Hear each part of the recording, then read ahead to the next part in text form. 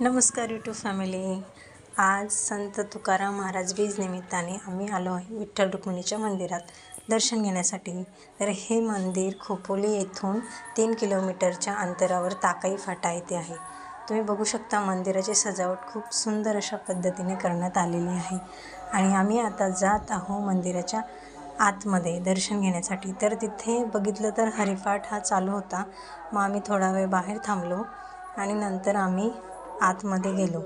तर आत जाताना पण तिथं खूप सारी गर्दी होती. हरिपाठाला आलेले लोक होते.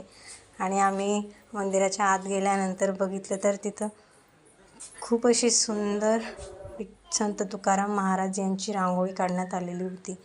आणि आत जाऊन आम्ही विठ्ठल रुक्मिणीचं दर्शन घेतलं.